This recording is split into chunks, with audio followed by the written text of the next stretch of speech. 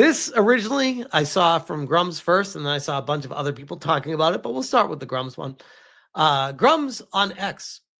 If Splitgate 2 had not apologized, it would have resulted in a swell of gamers' support, giving them time and funds to update the game and fix issues.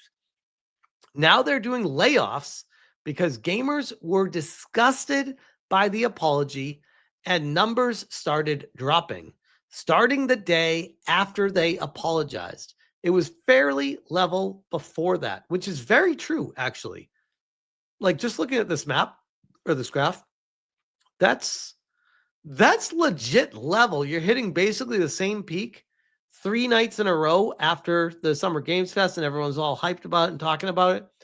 And yeah, there's going to be an inevitable drop off typically with most games, but this one felt different. It felt like there was a push behind it where people wanted to support this company because the guy was what they thought base as fuck, doing what he wanted to do and being creative on stage. But then when he apologized for wearing a hat, people were like, bro, I can't. And right when that happened, the numbers started dropping rapidly, like very rapidly, to the point where it went from the peak of over 25,000 people to under 5,000 in a span of 5 days. 1/5, less than 1/5 the amount of players in 5 days from an apology. Grums continues. He says, it may not have saved the game by itself, but it definitely caused a shift down. Now, as for me specifically, when I was covering this game, I had not personally tried it. Now, I understand it was a free-to-play downloadable title. I just did not have the time personally to dive into it. But it was one of those, it's on my radar, and maybe in the near future, I will check this out. And that was my genuine sentiment with it. Just full transparency. And then when he apologized, I'm like, nope, done. Like, once that apology came out, and I covered that in a previous video, I said it in that video. I'm like, this game is DOA. Right when he did that, I'm like, I even said in my video, I'm like, you need to have a PR manager that tells you, do not post this. Don't put this out there. Don't walk it back, because that's all these lefty lunatics ever want, is you to bend the knee, apologize to them, and they're still going to drag you. And they did. They still dragged him after it. Nothing changed. No, none of them bought the game. None of them were like, oh, okay, this guy is with us now, we're going to buy the game. They don't buy games. They're not your customer. These people that are begging you to apologize follow an ideology. It's a religion to them. And they have a one-track mind of trying to get you to bend the knee. And that's what they focus on every single day until you finally do. And then when they find that weakness, they're going to go at you even harder. And this guy effed around and found out. So because of that, we have this article over on IGN.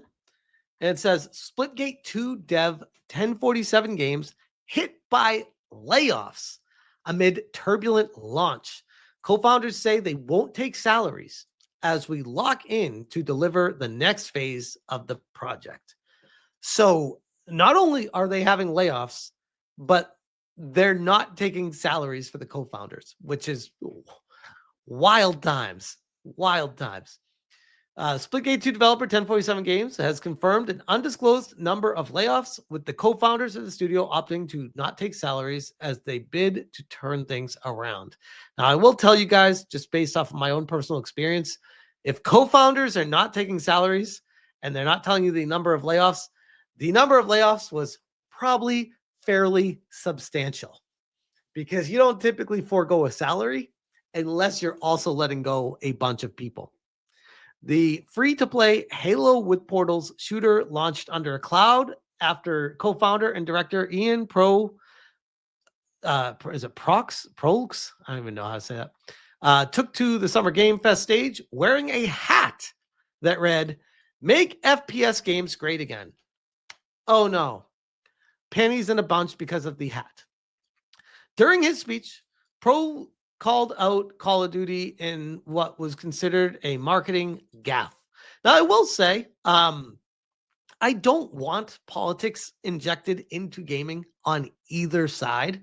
But at this point, it was, to me, it was just like literally a play on words and something that he was passionate about with his game to make first person shooters great again.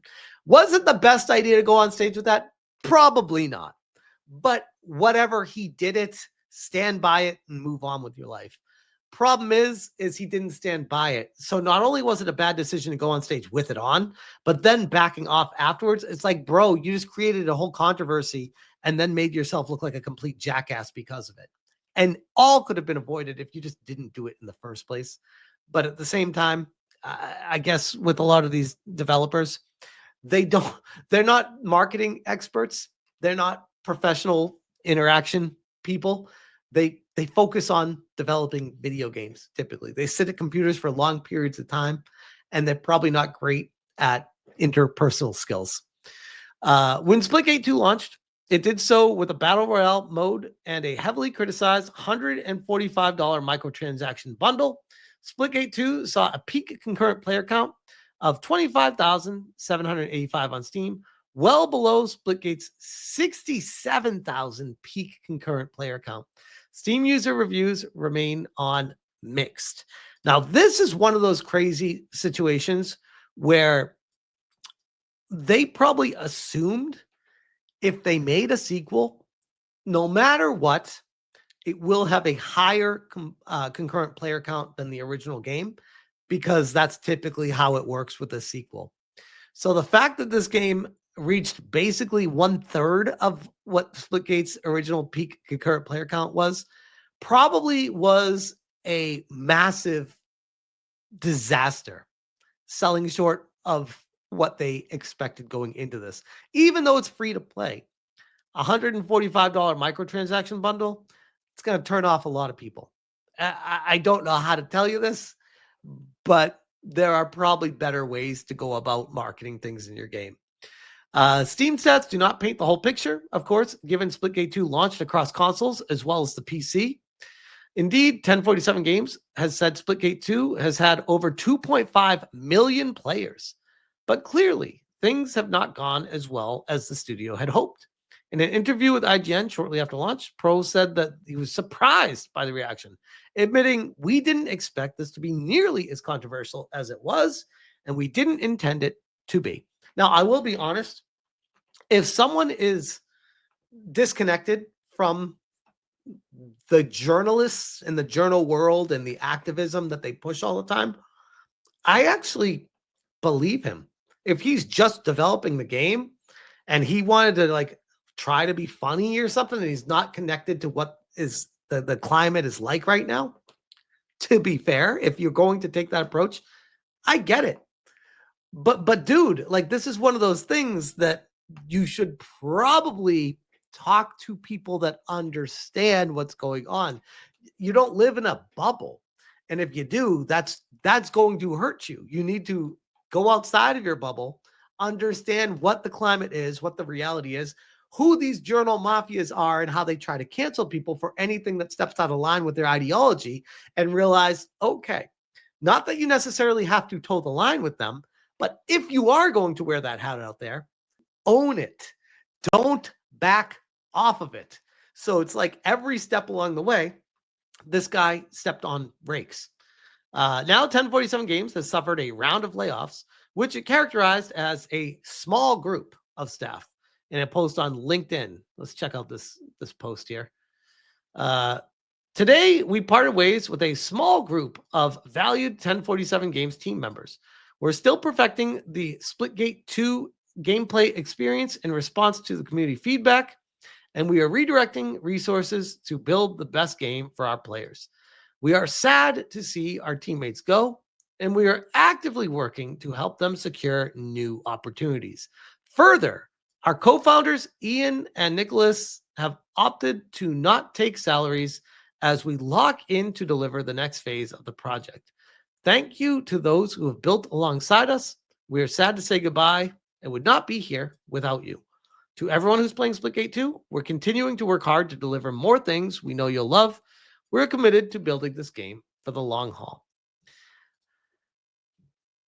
They're gonna get slammed on. This is a very woke area too of the internet, if you're not familiar. But they said they parted ways. First thing, at least have the courage to say you laid them off.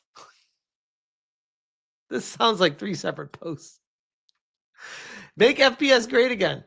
We're laying people off a week after shipping. Is this greatness?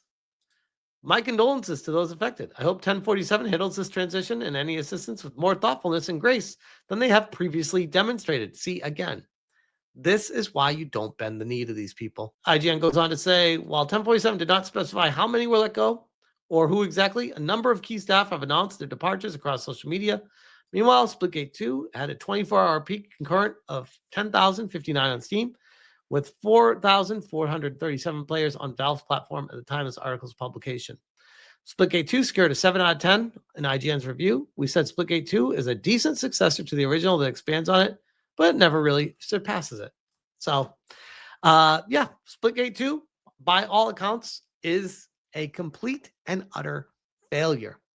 And I don't necessarily see this thing turning around anytime soon, because once you have the mantra of it's political, you're bending the knee to people, all these external things, no one's even talking about your game anymore, you've already lost. So yeah, that does fall on the co-founder of the company doing that, and ultimately has no one to blame but himself. And it sucks to see, because it's not like, oh, hopefully it does work out. It's like, no, it seems like that they had their shot and they missed. Who knows what could happen from here? There are stories of successes turning around, but it's not one that I would hold my breath on. But anyways, let me see what you guys are saying. We got Anime Mania says, exactly, JT, this game is already doomed. Tribal Chief Gandalf, Split Cheeks 2. Mavs94, not gonna lie, Splitgate 1 is a lot better since it's not a basic hero shooter. Go woke, go broke. Exactly, pay it forward. I feel bad for the guy. Why the F didn't he just say DI can eat it instead of bending the knee?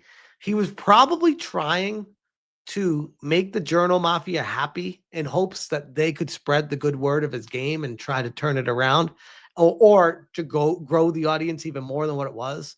And all that did was completely backfire right in his face. So again, I go back to my original video of what I said about it. It's like, this guy should have talked to someone who understands marketing, or literally any gaming YouTuber in the know. Anyone. I'm not even saying me. Like literally anyone. Doesn't have to be a gaming YouTuber. Someone on X that's in the know. Talk to Grums, Madam Savvy, or YouTube, Hypnotic, me. Like this, you go through Atreus, Kata, Will of the Feds, Vara Dark. Any of these people would have said the same exact thing. Like, no, stop it. Don't do this. You're going to doom your game. But hey, you can only scream into the abyss so much. And these people are just, they're going to do what they're going to do. And it is what it is.